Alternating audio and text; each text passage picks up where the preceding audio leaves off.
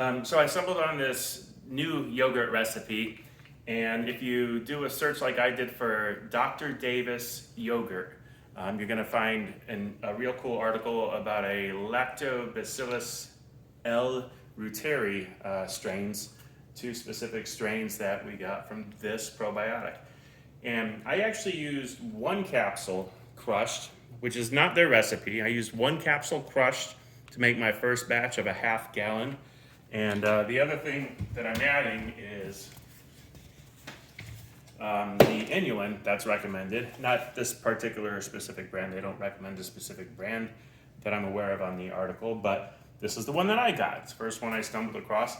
And it does make sense to me. I chose to double up. So instead of using like, I think an ounce per quart, I'm using like 2 ounces or maybe even 3 ounces per quart. Or for this container, I actually used about 1.5 cups of the inulin, which is a lot. Now, this is what people ask me about all the time. How do I control the temperature? This is a thermal temperature controller. One wire plugs into the wall, one wire is going in here, and that's the temperature controller. And what that does is measures the temperature here, and I have it set for 100, so if it drops below that, it just turns the energy on that is going to this warming mat. And if that temperature thing goes over 100, it will turn the power off because that's how I have it currently programmed. This unit costs about 35 bucks or so if you wanted to get one of these. And this happens to be a dual temperature controller because one side is heating, one side is cooling. So not expensive, and I can plug, it doesn't matter if I plug a mat like this into it. Let me take the little thermometer out. Or, so it's just a warming mat. And I'm feeling it right now. It's warm because it was on, because it had dropped below 100 degrees that I had it set for. Now, why do I have it in this plastic bucket? Because I'm... And why is it so big? So we go through a lot. We go through a lot of yogurt. But it's really just glass, and I have it in plastic in case the glass breaks.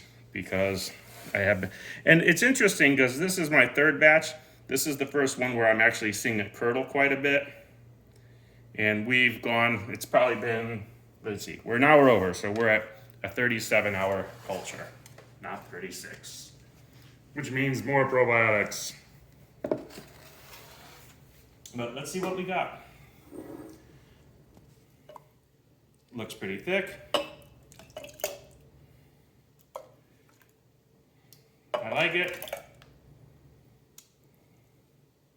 And by the way, the Dr. Davis recipe, there's someone that answers the comments, Bob Nilland. Shout out to Bob Nilland. Phenomenal information. And in this container, first time I didn't fill it all the way up to the top. It's a 2.5 gallon container. I went 2 gallons. I love space like you suggested. And I'm definitely using the inulin, which I didn't do in the first batch because I just wanted to kind of quality control and do my little science thing and experiment. One thing I noticed about this particular yogurt, because I've used some other probiotics making yogurt. This one, if you let it culture enough, oh my goodness, it tastes like lemon juice. I mean, the power of sour, wow, it gets sour. Not just a sour, but literally like a lemon juice tasting sour. And in this, we're culturing organic whole milk. I would like to say full fat, but it's not full fat because when you get whole milk, they kind of standardize it, I think, somewhere around like, I don't know, 4 point something percent. Maybe 4 or 4.4%. I forget what it is. We like the fat. The fat satisfies. I'm gonna need some more jars. I like this little thing for dispensing. But yeah, no messing around with these little, quart size or, half gallon batches.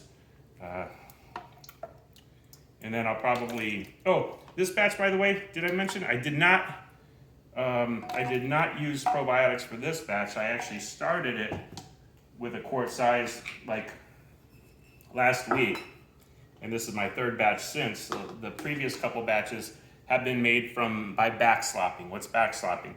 You take a couple of spoons of this and you mix it in your next starter. I like the idea, Bob Nillen, you mentioned that I think you put some in like ice cube trays and froze them, and then so your first batch, you're actually every time you're going back to your first original batch. I like that, and then just pulling a cube from that and starting off. Haven't tried that yet, but probably will.